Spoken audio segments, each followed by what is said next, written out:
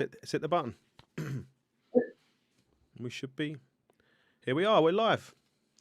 Good. Hi there, Terry. Hey, Rune. Hopefully, there's some people out there watching, but we'll make a start straight away. So, hello, welcome to Pursuit of Perfect System, my second special guest live stream. And the idea of these types of videos is to speak to people from the HiFi, AV, home headphone market around the world, around the industry, to kind of get some insight into things behind the scenes, find out about new products, find out about lots of, as many different things as we can. And this particular video is quite a special one because I've got a very special guest with me. Let me just pull him up on the screen. Here you are. How you doing, Rune? Hi there. Good seeing you. Excellent. So this is Rune Skov, obviously Global Sales Director from Gryphon Audio. So a really high-end, very prestigious brand, very prestigious company with a long history. But before we dive into that, Rune, I'd actually just like to find out a bit more about yourself, if that's possible. Yeah, of course, Terry. And thank you for inviting me to this session. You're welcome. You're welcome. Thanks for coming on. So, Rune, mate, how long have you worked in the audio industry for? Yeah. Oh, it's actually a long story, even though I have not been here for such a long time. Because back in the days, I was working as a teacher for 12 years, and during that time, I started a little hi-fi shop on the side. And during that period, I was with one of the brands, actually Rido Acoustics from Denmark. Yeah. I was doing their presentations in Munich and also in Las Vegas. So twice a year, I took a week off from the school job, went to Munich and went to CES and did presentations for Rido. During that time, and I think it was in 2011, Mr. Joe Reynolds from Nordest Cables in Boston, he kept an eye on me, and one day he was so kind to ask me if I would join him for a cup of tea at Safarino at Venetian in Las Vegas. We had a chat. He presented me for a contract. And then I just said, why not? Let's try it. So let's quickly throw this up, Rune, because this is you working for Nordeist, yeah? Yes. That's true. I remember I did the world launch of Odin 2 and also Valhalla 2. Oh, wow. Yeah. And then obviously, and that was obviously you working for Rido, wasn't it? Yes, absolutely. So I did this kind of consulting work and helping out Rido doing demos and attending shows for them and so on while I was running my little hi-fi shop. And like I said, Joe Reynolds wanted me to become a part of the Nordest team, which I did. And I'm very thankful to Joe to invite me on to the Nordest team, because that's probably one of the best places in the audio industry where you can actually learn how to interact with people, how to present products, because you are doing so many shows per year that it's unbelievable. You are, when working at Nordest, you are a road warrior. You are out there presenting the gear. So that was the beginning of my entry into the manufacturing part. Okay, because what is life actually like working in hi-fi, working in high-end audio, working in global sales? What is that like to work in as a job month to month? It's for me. I have been trying to define it, Terry, what the job is actually like. And for me, I have turned my job into becoming a lifestyle. Okay. It is very much integrated into my life, together with my family, friends, colleagues, and partners all over the world. Because it's not just getting up in the morning, going to the office, staying there from 8 till 4, and then drive back home. Because obviously we are working with partners all over the world. So, at late noontime, the guys in US, they will be awake. and with our distributor in US on a higher note, they are 9 hours behind our time schedule. So if I want to have a conference call with them, I have to work late hours. Yeah. My partners in Asia, they are 6-7 hours ahead of us. So actually, you can have a very, very long day because in between you have the European market to focus on. But for me, I work in clusters. So there might be 1 hour during the day or 2 hours, where I can do other things, and so it becomes an all day work, but it's also an all day life. Because for me, working at Gryphon, it's a lot more than just a job. It also defines me as a human being. Because that's really interesting, Rune, because I hadn't even really considered that, but I was thinking for someone like yourself working in global sales, there must be a lot of global travel, but I hadn't even considered the fact that you've got all the different time zones trying to deal with different customers that obviously are awake at different times. So it's you must have to sleep for an hour, wake up for an hour, sleep for an hour, wake up for an hour, live that life. Take kids to school and kindergarten, pick them up again, and all that. But the thing is, last year, for instance, I did almost 140 days of traveling internationally. Wow. And then also coping with having a family life, because I got 4 kids at home. My foster daughter, she moved out years ago. She's grown up, adult pianist. Yeah. So, getting all that to work, you need to have a very understanding family. Mm-hmm. You need to have a very understanding company standing behind you, and very supportive partners that will try to work closely together with you, mm-hmm. to make everything fit together. Yep. So I'm spending a lot of time out there in the world. I did approximately, I think, maybe 3 months in Asia last year. Which is the dominant market for Gryphon, and always have been. Because I was going to ask you what are the best bits and the worst bits of the job, but is the travel both the best bit and the worst bit by out of curiosity?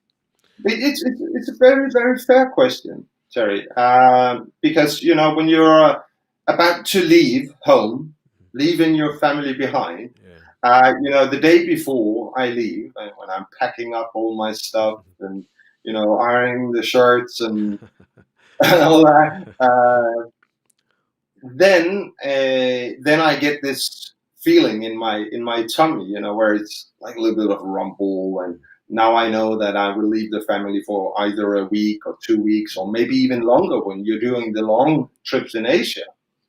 And that I will have to be away from my family, and I will only see them through Skype or WhatsApp and FaceTime and whatever. That's the hard part of it. Yeah. But it's also a thing that a lot of my partners out there in the world, I really consider them to be very close friends. Yeah. Because establishing close friendships here in Denmark, when being so much away, can be quite difficult. So I would say that some of the partners that I have in this business, they are also my dearest friends, my closest friends, and I look forward going there. Spending time with them, having a good time, doing business, supporting their business as well. So it's also a joy getting out there. I think that comes nicely back to how you started with this conversation, was kind of the work integrates with your life and the two kind of merge together and become what you do. But obviously outside of work, because I always wondered this, if you work in HiFi every single day, do you still listen to HiFi at home in your spare time? It's a very little thing. It's very little. And I would say, especially now with the 2 little kids that I have, having a massive system in the living room, it can be a little bit of a difficulty. I had a bad experience years ago with one of my sons who who trashed a titanium cartridge from from Clear Audio. My mistake, but that was it. Um, but I listen to a lot of music when I'm at the office. Lots of music, because at this moment I'm actually sharing my office with the listening room, because we're going to build new listening facilities at Gryphon now. We just purchased the next door building, uh, and we are going to build something great there. So I'm sitting in the listening room, and when we're doing projects, prototyping, stuff like that, I will have the gear in the listening room where I have my desk, and so I listen to a lot of music on a daily basis at work, and when I'm not traveling, I will be at the office between 2 and 3 days a week. Mhm. The rest of the time I work from home, because I'm living 100 and almost 40 kilometers away from the headquarters. Oh wow. Yeah, so it's a nice drive, but I like that. But I get to listen to a lot of music, which is good, and I get to learn and know a lot about the equipment that I'm using out there, because I use it on a daily basis. Yeah, I suppose there's no better way to understand and learn the products and listen to them all the time and play with them and mess around. But we'll talk more about it in a minute, Rune. Don't ruin my later questions. No problem. Right, No problem. so obviously you joined Gryphon Audio back in 2015. What I was did. what was the appeal of working for Gryphon as a company? There were several reasons. At that time, I needed to cut back a little bit on the traveling. Okay. That was one of the reasons why I left Norders and went to Gryphon. Another thing is, working for a Danish company with so much heritage, and also getting to, being mentored by one of the greatest in our audio industry, Mr. Flemming Erik Rasmussen, the founder of Gryphon, and also the designer. And I think that was a huge opportunity for me, really to learn even more about the high-end industry, because things that are done in a very specific way at Gryphon. Someone would say that we are conservative, old-fashioned. But we stick to the path, the thin red line. We walk that, and we don't deviate from it. Yeah, And that has been a key factor all the way. And getting to get into a Danish company, which I think is one of the finest audio brands in our industry. And that was a huge thing for me. It really made my day. Yeah, I can imagine. In terms Yeah. of obviously the world now with COVID-19, all the lockdowns, all the problems, how is that affecting life for you, and how is that affecting things for Gryphon as a business? Yeah, it has definitely affected me personally in many ways, because I have only been traveling 4 days since December 17th, 2019. And in fact, I was in Italy actually when the outbreak came, but I rushed back to Denmark. Yeah. But and not traveling, I was just talking about previously, by the fact that it's a part of my lifestyle, being out there in the world doing what I do best. And not doing the shows, not doing the presentations, not being in direct physical contact with all my friends, partners, end users, and so on. That has affected me quite a lot, because something very important in your life is taken away from you. Yeah. It's momentarily, that it will come back, but the waiting time, it's just like, wow, somebody shoot me, get me an airplane, take me out of here. so that has, of course, affected me in a big way.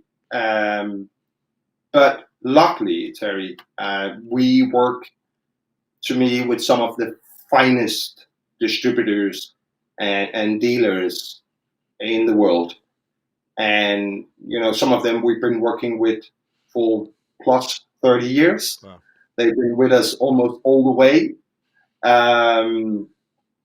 And that's very fortunate in such a situation, because they trust in the brand. We trust in them. We know that we need to support each other during the COVID-19 pandemic, that doing business in high-end audio is not short-term.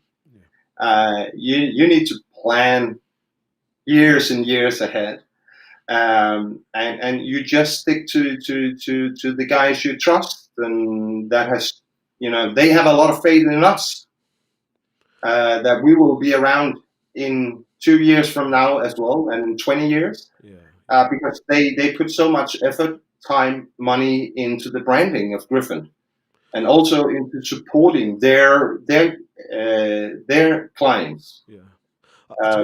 I think you've delivered us the perfect segue there, Rune. Good man. So obviously you sent me some pictures of some kind of what I'd class kind of classic legacy products from Gryphon. If I just pop up one up on the screen, was that the first product? Was it that Gryphon? That was made? the first product. Yes, the little head amp. It came out in 1986. It was a funny little thing because it's a step up. Okay. For cartridges, phono stage, and it was the idea behind this product is because it was pure Class A, true dual mono, like the Gryphon quality. The thing is that Mr. Rasmussen, the founder, he wanted to listen to the differences between cartridges, because he was running a distribution company before he founded Gryphon. Oh, wow. And he was, I think he was distributing Kiseki and other cartridge brands, but it was at that time, listen to the differences, but it was a little bit difficult, and what they were really capable of. So it was actually made as a project for himself. So without even being in fully fledged production at that time, it actually became the product of the year in Japan and also in Hong Kong, I believe. And at that time, it was just almost built on the kitchen table.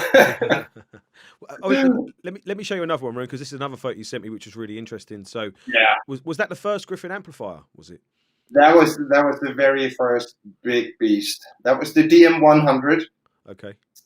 That's where we are coming from, so to speak.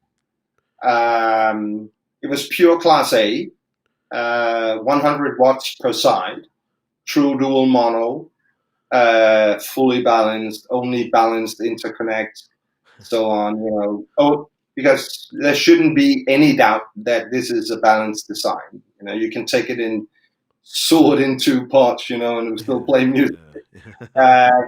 So, that's where it all kicked off, and that was in 1991 when Fleming designed this big beast, and that was like the foundation of the Gryphon pure Class A topology that we are using today. And then from there, moving on products wise, moved on to this. Which is the Antilleon, isn't it? Which am I right? Yes. Am I right in saying that this year is its 25th birthday or 25th anniversary? Yes, it is. It is.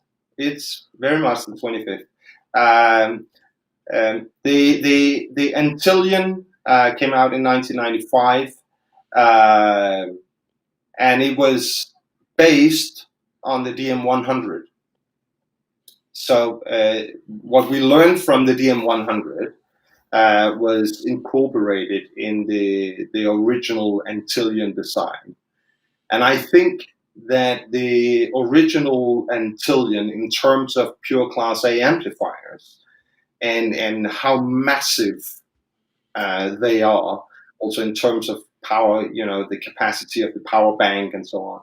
And if I recall, the original Antillion had like 280,000 microfarad power capacity at that time, which was a lot, 100 watts per side. The traces, they were like 105 micron thick. That was like the beginning of the legacy of Gryphon, or the long-term heritage of the brand, and that really put us on the map for super pure Class A amplifiers. Because looking at some of the photos that you sent through, Rune, it's like these could almost be products that they could be products today, couldn't they, in terms of design? Because it's still got kind of stiff lines. I don't know if stiff's the right word, but it's got character, isn't it, in terms of a design? And you know, a classy looking amplifier 10 years ago is still a classy looking amplifier today, I believe. I agree. And the pictures you were just showing us was, you know, the Antillion signature that replaced the original Antillion in 2001. By the way, stayed in production for 14 years. So Gryphon products, you know, they tend to be very long time in production. And then of course the signature got replaced by the Evo. Actually, if you go back, Terry. Yeah, which one? This one? Yes. Yep. If you look at this and you look at the acrylic sides next to the panel, you know, the front panel, the acrylic you see here is almost having the same dimensions as you have on the Antillion Evo, which was released in 2015. This one, Rune, yeah? Yes. You can actually see it. That the acrylics, they are very, very similar. Yeah. The heat sink on the side is also pretty similar. Of course, the Evo, you got the big helipad on the top, which I really like. You got the big trafo underneath. A little bit of Darth Vader mouth to the LED panel you have in front. But so I think a good, consistent design, which I think that Fleming has been doing over the years. You know, they will still be fashionable and they will be timeless, even 10 years from now. And I think that defines a very, very good design. You can see it when you look at some of the classic cars out there, or the neat watches you see out there. You know, it might have been designed in the 60s or 70s, or even some of them even further back. You know, but they are still very, very good looking, timeless looking, and I think that's where Mr. Rasmussen really has, you know, he's been looking into the future and saying, okay, how can I design something that people will really appreciate 10 years, 15 years from now? Because a lot of the Gryphon clients, they will stick onto the product maybe for the rest of their life. Or, you know, so, and I think that's important. And also, it's important to have like a language of design that people, they can relate to, that we don't bend like a straw in the wind. You know, we stick to what we do best, and people, they will always recognize the Gryphon out there. Well, I was just about to say that, Rune. Obviously, certain hi-fi brands have very distinct characteristics in terms of how their products look, and Gryphon is definitely one of them, which, funny enough, leads us, I think, quite nicely to the Diablo 300, which I reviewed recently, which I really, really enjoyed spending time with. It's an amazing amplifier, both inside and out, build quality-wise, and it sounds absolutely fantastic. So what I don't want to do is talk too much about the Diablo 300, because if the viewers are interested, please go and check my review series, because there's 3 parts to that video series, really, in depth sort of video series. What I wanted to do instead was use your time and ask you some questions around the Diablo 300, which I thought might give more insight into other things, again, for the Yeah. viewers. So the Diablo 300, it's quite a big integrated amplifier, and it costs what it costs. It's not cheap. Yeah. So if you are in a position where it's either too expensive for you, you can't afford it, or it's too big, how much of the Diablo 300's performance do you get from the smaller and more affordable Diablo 120? You get quite a lot. The Diablo 120 is, of course, not the 300 in terms of raw power. As it says, it's 2 times 120 watts by the name. It is a little bit more, but we are being conservative. You will get quite a lot. What I really fancy about it, to put in a small note, Terry, that we try not to have any house sound at Gryphon. We try to be as sonic neutral as possible. That's an important thing for us, that we don't want to add coloration here and there and so on. But we all know that when we are combining different parts, components, there will be a coloration. But we are trying, we are aiming. That's our goal. And the Diablo 300 is brutally neutral. I found that out as well. Yeah. It was really, really surprising, actually. Yeah. Whereas the 120, it might be a little bit more to the darker side, so to speak. It might have a little bit more of the charm of the Antillean Evo. Of course, it's not a baby brother of the Evo, but it is a bit more, slightly warmer sounding in its character. I really fancy it. I think it's so stunning. I think it's so musical. And if you're not in the need of tons of power, and for instance, it's the 300, you can have the DAC module built in, including the PS2 phono stage, so it can be a one-box solution. Whereas in the 120, you have to, it's optional. Should I go with a DAC module or should I go with a phono stage? It cannot hold both due to the size of it. And the DAC module is slightly, less refined as the one in the 300. So it is the entry to the Gryphon universe in terms of amplification. And I would say that, going to one of your colleagues in the business, if you go to HiFi Plus, that the Diablo 120 was just chosen to be, product of the year or the editor's choice product.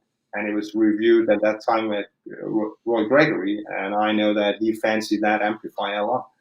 I was thinking when I was putting, obviously, the questions together, that sometimes there are situations where a lesser power amplifier suits you better, because if you have very high efficiency speakers, then essentially you're only using 1 or 2 watts, aren't you, from an amplifier? So sometimes that makes more sense to have a lower powered, and then if it's got a slightly warmer character, that might suit certain types of lively horn speakers, is what I was thinking, actually. Absolutely, and it can also be a size thing. How much space do you have in your living room? Whereas the 120 is quite a bit smaller, than the 300.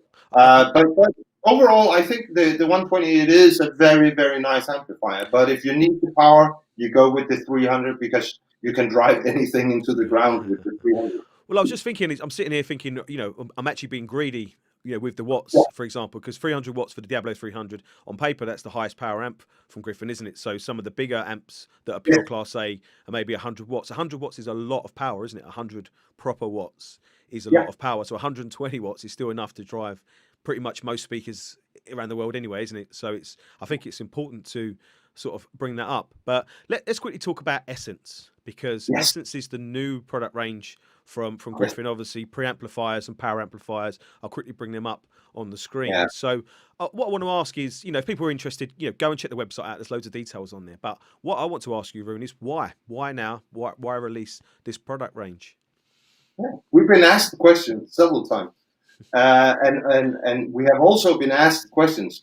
When will Gryphon do an amplifier, similar to a Diablo 300 size, but pure Class A? We want a Diablo 300 pure Class A. And getting a lot of good input from around the world. Sometimes you also have to listen to people. But this was mainly a thing that because the step going from a Diablo 300 to the Evo Sena combo, it's a huge step for many people in terms of money, because it's a quite significant step. Yeah. And we want to offer Gryphonists, Gryphon clients out there the possibility to become a part of this pure Class A club. Less watts, less size, less weight, and so on than the Evo, and at a significant lower price. So that was like the main goal, that closing the gap from the 300 to the Evo, and that was why we started working on the Essence project. And yeah, I was just say, looking at this photo, Rune, obviously I didn't notice it at first, but when I was looking at putting this together, it actually looks very, very similar to a Diablo 300 inside, doesn't it? Is that because of the size of the chassis? It's kind of a similar sort of size. Yeah. Yes. It is. If you take a Diablo 300, the power capacity bank is, I think it's roughly 128,000 microfarad or something like that. Something like that, 140 maybe. Okay. But the Essence, it's a whole different ball game, because then we are talking 220,000 microfarad power capacity per channel in the stereo version. Mm-hmm. So you pump it up to 440,000 microfarad in the monoblocks, but you only get a few watts more. So you get 50 watts pure Class A, but you got tons of current. And current is something that we believe in at Gryphon. We want to have that massive amount of current available at all time. It's like driving an electrical car. You got all the power available at all time, at all levels. And that's important, because music is dynamics. It's details, it's soundstage, depth, everything, microdynamics, micro details, and you want to capture that. Mm-hmm. And pure Class A is capable of doing that at all levels. Well, that funny enough, that probably answers one of the questions I had for you, Rune, which was going to be, if you're a Diablo 120 or 300 owner, at what stage, obviously, funds permitting, obviously, would be a sensible stage to go up to the Essence. So it's to get more of that, isn't it? More intricate detail. I suppose it's got more authority as well, isn't it? Because it's got more capacitance of what you were just saying. So it's more current. Sorry, yeah. Yes, yeah, it has. And the way that it controls the bass drivers, the way that it makes it start and stop. Even though Diablo 300 is fast, like a supercar, the Essence is faster, and you can hear it and you can feel it in the start and stop motion of the drivers. You can especially hear it in the bass, where it sounds like it's playing even deeper than the Diablo 300. But for me, that's quite remarkable, because I remember when we did the prototyping at Gryphon, we were playing on the Pantheon loudspeakers, which is a three-way, not that effective passive speaker, and we wanted the Essence to be capable of driving the Pantheon to perfection. And from the very first note when we were playing it, it was just like, wow, it plays bass, and the sound stage, the depth. It is the next step from the Diablo 300. If you want to play ear bleeding loud, you have relatively inefficient speakers. Diablo 300 it is, because you got a lot more watts, because 50 watts is 50 watts. You cannot fool that. But in many cases, 50 watts is more than enough. But then you have the huge amount of power capacity. And that's on the plus side, on the big plus side. Interesting. So that is what's partly responsible for the speed and the control of Yes. the amplifier over the speakers, because as you was just describing there, the benefits of the Essence over the Diablo 300, they're all the things, the positive things you were saying about the difference is all the things that impressed me about the Diablo 300. It's like, wow, that's really, really impressive compared to a lot of other integrated amplifiers that I've listened to. So to go beyond that in those areas is quite quite stunning, Rune. It's quite shocking that that's even possible. But obviously, I totally believe you that it is. I totally believe you. You will have an even bigger bandwidth on the Essence than the 300. You're just stepping up all the time. Yeah. So and we believe in that. Huge bandwidth, no negative feedback, and so on.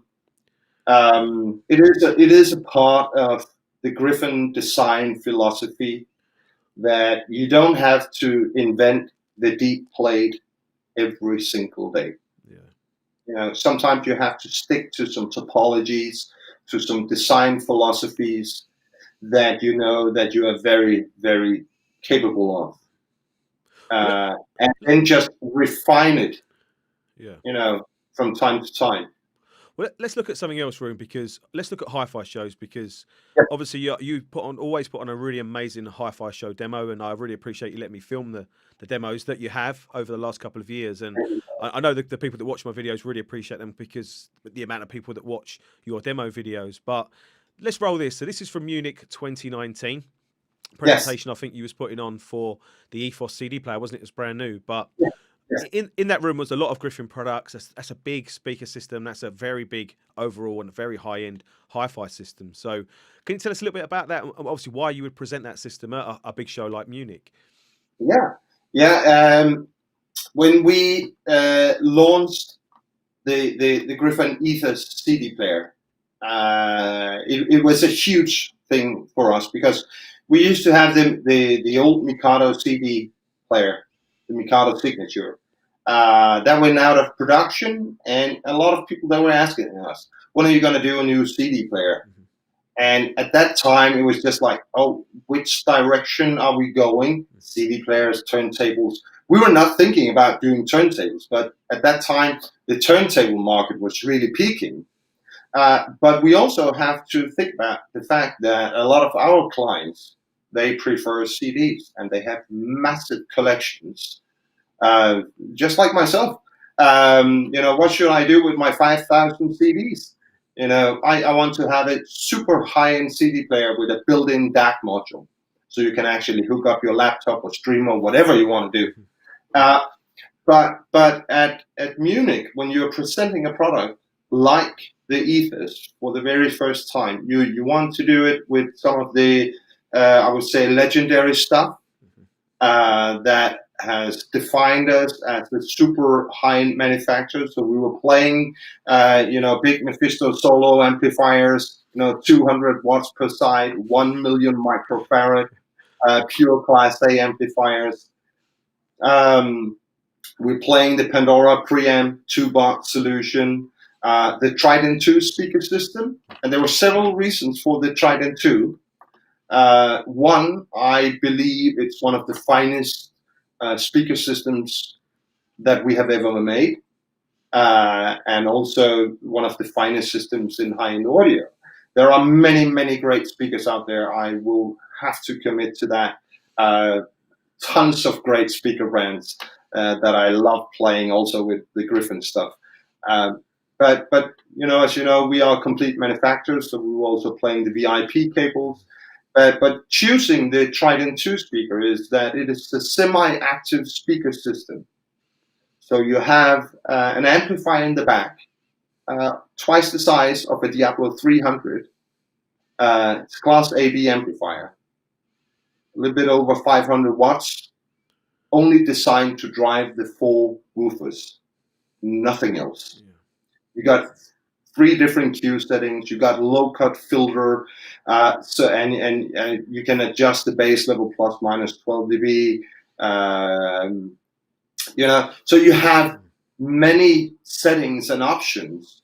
So even in a room in Munich where it seems like being in a booth, with walls that can move and stuff like that, you need to be able to control the bass level, the pressure, and also having the fact that you are having a lot of different people in the room. Sometimes you are making a demonstration for less people. The character of the room changes immediately.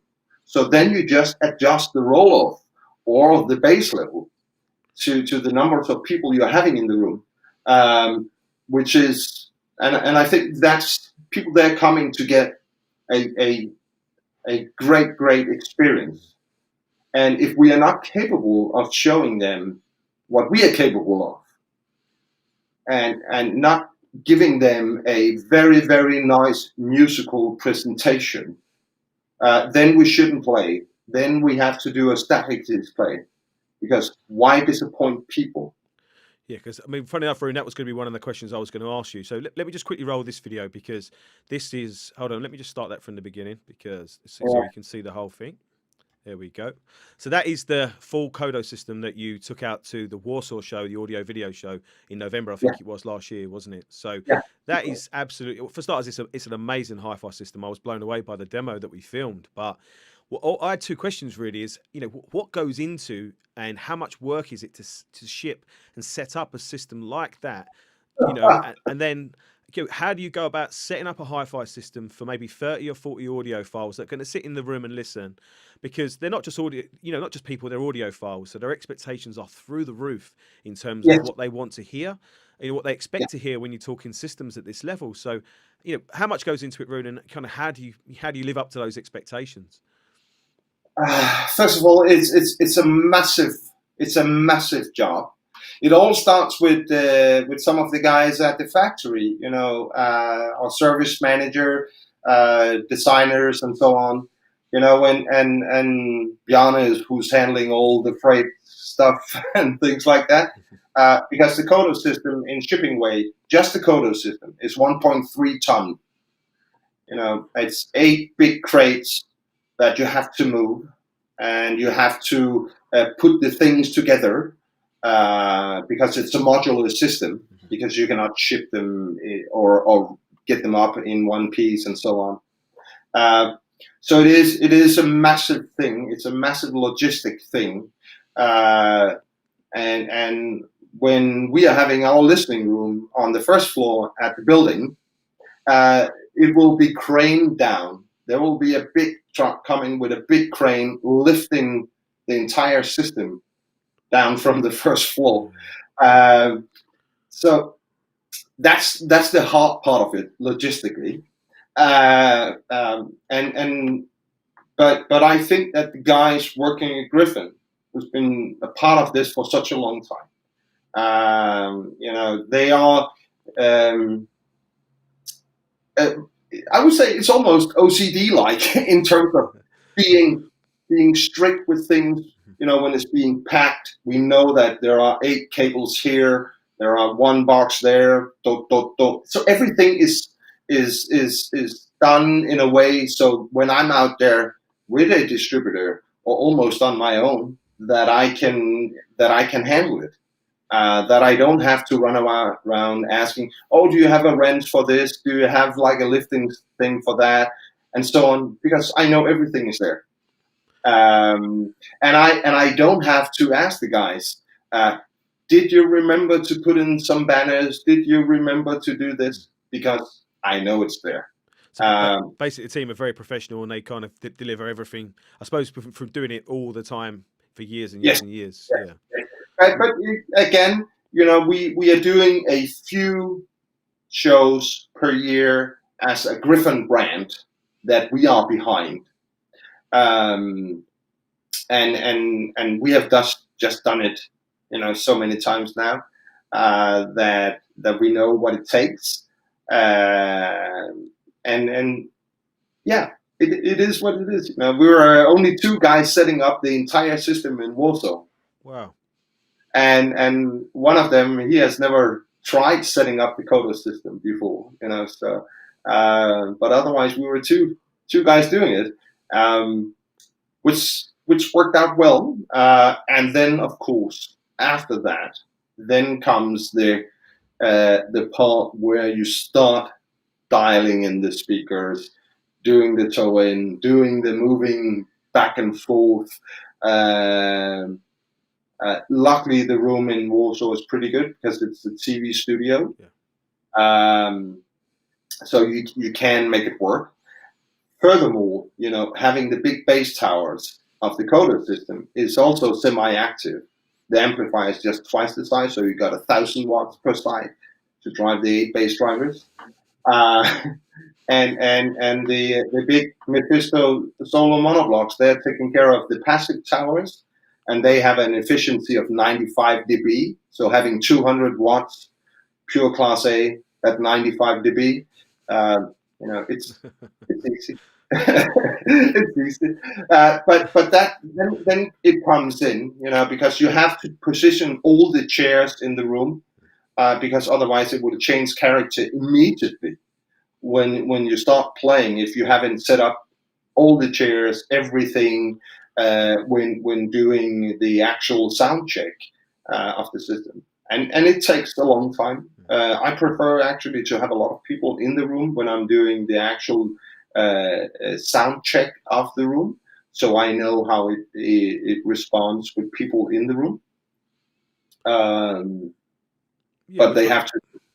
Yeah, it makes sense, total sense, Rune, in the terms of things, because especially at Warsaw, it was busy, wasn't it? On the Saturday, I couldn't even get in the Gryphon room. I couldn't even get in there. It was so busy. It was an unbelievable show. But in terms of obviously trying to getting the system sounding good is one challenge. But how do you go about picking and choosing music? A, to demonstrate the system, and B, to make people happy, because that's probably be a more difficult task than making a Gryphon system sound good. So yeah. how do you approach picking the right music? Because you always pick great music too, Rune. So I'm a huge music fan. I'm a huge music lover. Always been. I think it came from my background with my, when I was a kid, at my parents' house at that time in the 70s, where Bang & Olufsen was really the big thing for, and the middle class, when they got a little bit of money, they were purchasing their Bang & Olufsen system, with the Beogram turntable and stuff like that. And I was listening to a lot of different music, and even at that time, I grew this passion for music, especially for David Bowie. It was the thing for me, it still is. But I was listening to all sorts of stuff: Cream, Jethro Tull, Jimi Hendrix, you name it, Linda Ronstadt, and so on. Fleetwood Mac, of course. So a lot of different music at that time. I was not really listening to classical music, because at that time my parents, they were not into classical music. It was something that grew on me later, when I started experiencing Maria Callas, the late opera singer. I fell in love with her immediately. First time I ever heard a record with her, and I was actually listening to it at my grandfather's old Lenko turntable, and that was like, wow, this is amazing. So that grew over the years. The fact is that I think that when you're running a presentation, you need to pick and choose music with a high level of quality, because you want people to have a very nice experience. You don't want people to walk away saying, oh, that was really crap sounding, it was decompressed, and so on. You don't put poor tires on your Ferrari. Yeah, good point.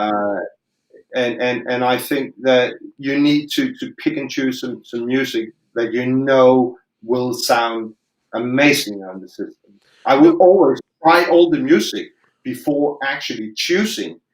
So I go through a lot of different music. I listen to a lot of streaming music just to pick up on stuff. Sometimes I watch a movie and I hear something and I think, wow, this is cool. This is really cool. Been on airplanes flying from Denmark to Hong Kong, watching a movie and I hear something specific, then I Shazam my headphones to find out what's this all about. Yeah. This is phenomenal. So that's a part. Yeah, because sometimes there can be I think a lot of criticism and sometimes some harsh criticism.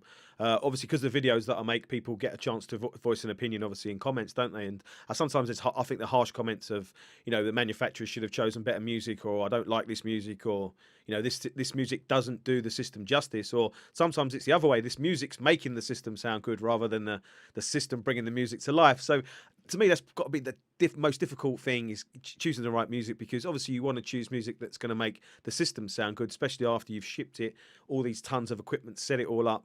You want to put a smile on people's faces, don't you? You don't want to have blood coming out of their ears. Of course not. Absolutely, and I also think it varies from territory to territory, or from region, and from from one continent to another. That some places they will only listen to classical music. Some places they are more into the pop rock thing. And then you need to know your music. You need to know what you have on your discs and what you want to show people and let them listen to. But I will always, no matter where I am in the world, I will play a variety of music, letting people know what this system is capable of, so that they don't go home and they pick their 10 most audiophile recordings that, where the pling is good and the plong is very good and the ding is even better. You know what I mean? Mm-hmm. It's not trying to be arrogant, but you can go to numerous HiFi shows and you will listen to the same music in all 100 rooms, and because I've been there as well, and I think we need to show people respect, that they are actually taking some time off to come and visit us, see what we are doing, listen to it. So we are actually borrowing like 30 minutes of their life, and when they are so kind to us, spending 30 minutes or 1 hour or how much it is, we need to treat them with respect, and that's why we need to play a proper music with high quality, well recorded, but also music that really touches you. So most of the music I play, I actually fancy myself. Okay. Play a lot of my, the private music that I'm playing at home or at the office, or and so on, or even when I'm driving in the car.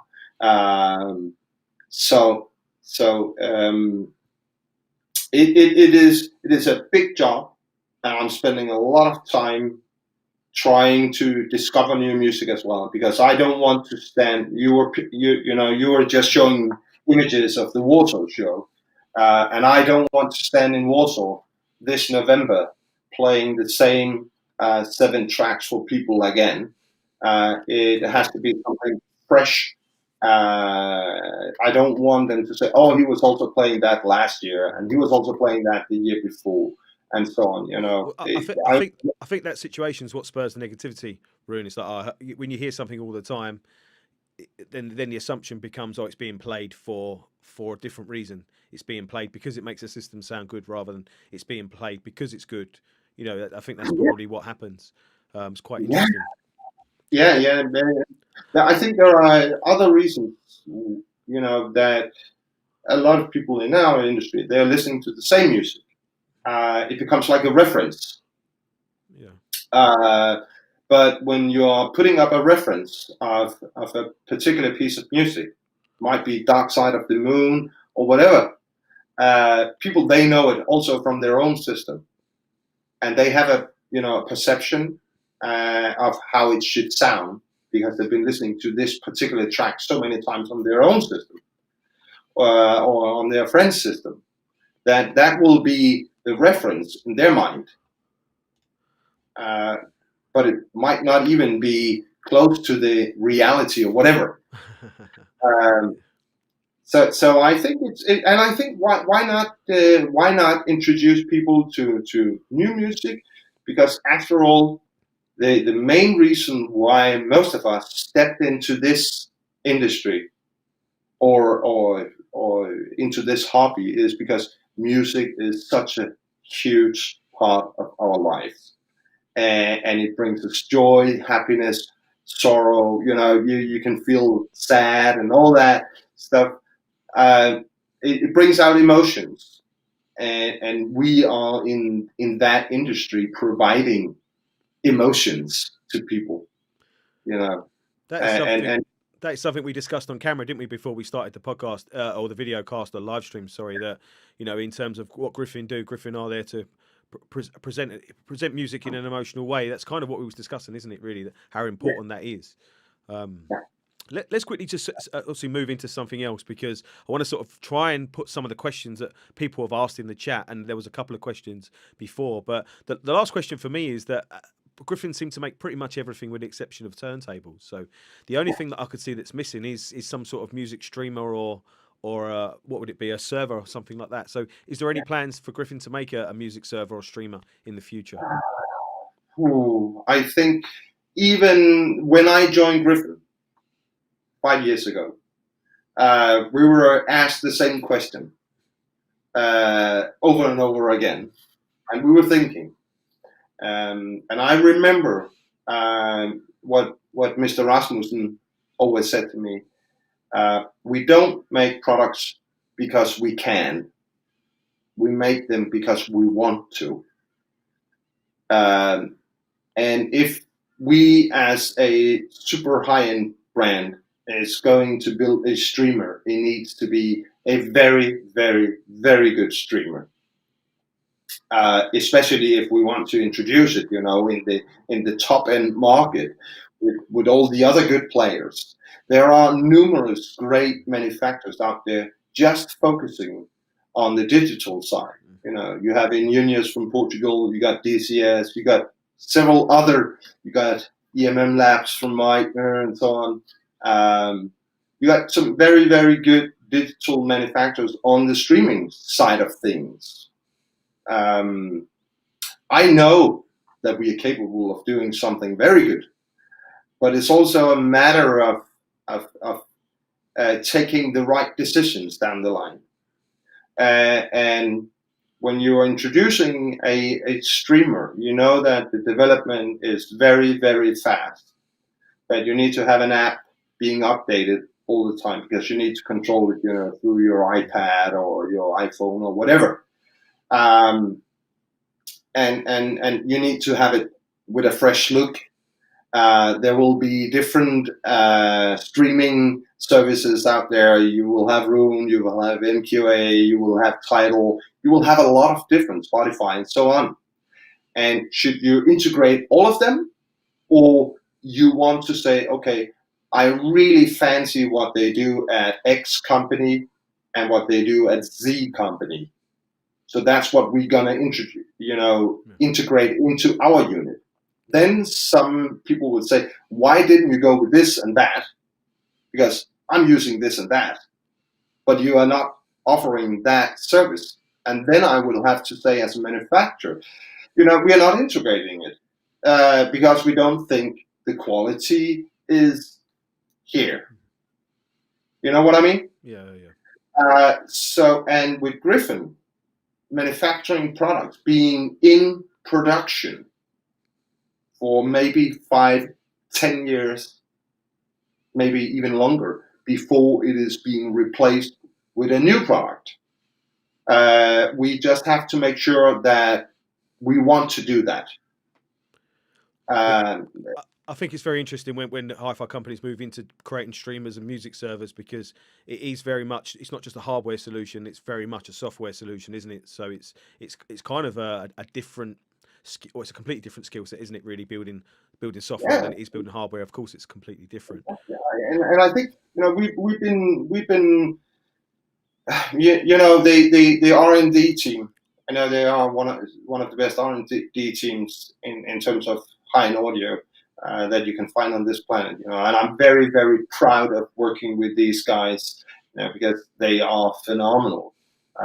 They're brilliant. They've been with us. Most of them have been with us now for almost 20 years, standing behind all the electronics, so they know what they're doing. Yeah. But I think that we've been building cables since the very beginning. We've been building phono stages since the very beginning, amplifiers since the very beginning, speakers since 1999.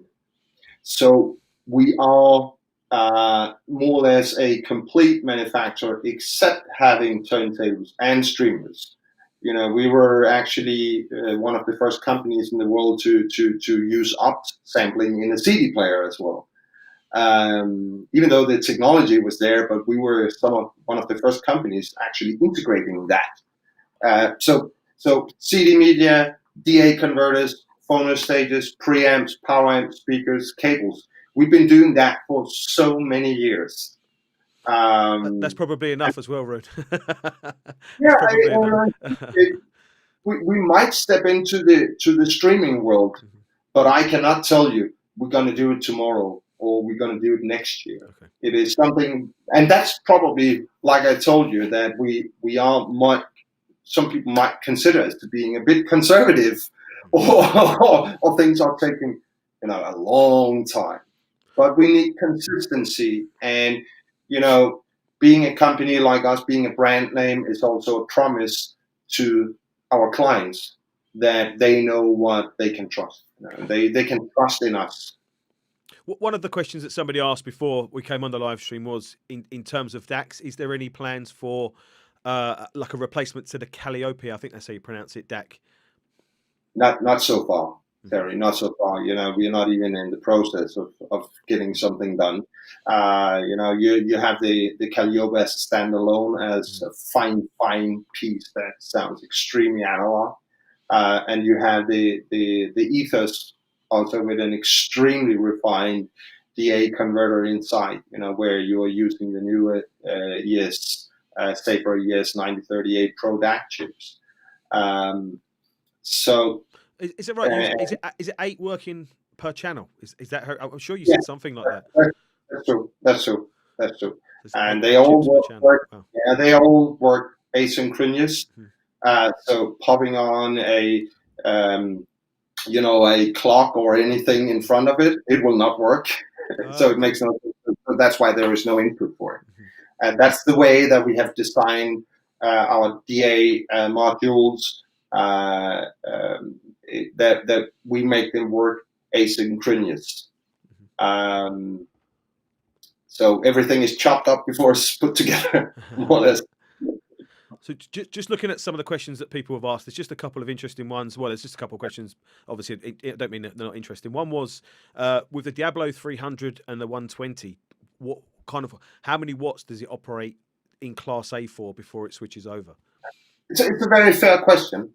I can actually say that because it actually covers all our amplifiers, including the pure Class A, more or less. But the Diablo 300, it goes up to around 7 watts or something like that, 7-8 watts, more or less 7 watts, pure Class A, before it steps into the B mode. The 120 is approximately 5 watts.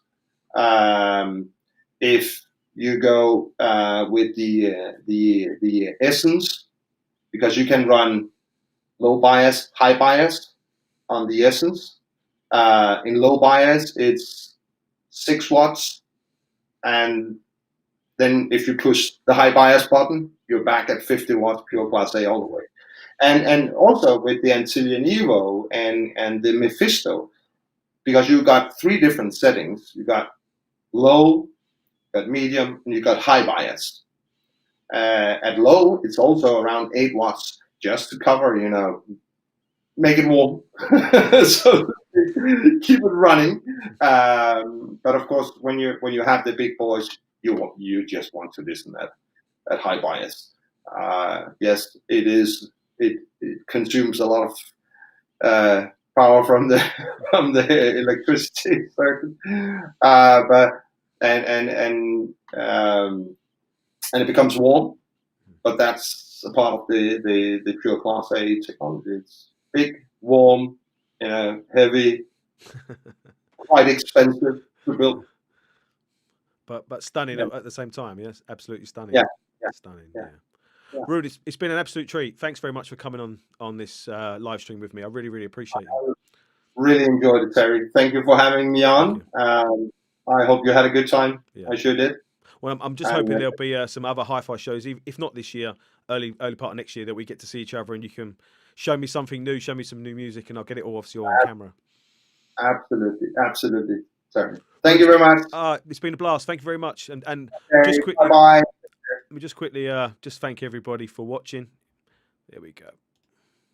So yeah, just to say thank you to everybody who watched this live stream, and obviously huge thanks to Rune from Gryphon for coming on and doing this for us. So I hope you enjoyed it. I hope it's been useful, interesting, helpful. I tried to ask everybody's questions and make it as interesting as possible. So if you enjoyed it, make sure you hit the thumbs up button, subscribe to the channel if you'd like to see more of these types of videos. And obviously I do reviews, I do show visits, technical videos, I do all sorts. So I hope you've enjoyed it. Thanks very much for joining us live, and obviously thank you if you're watching it afterwards. And I'll see you again soon. Thank you. Take care.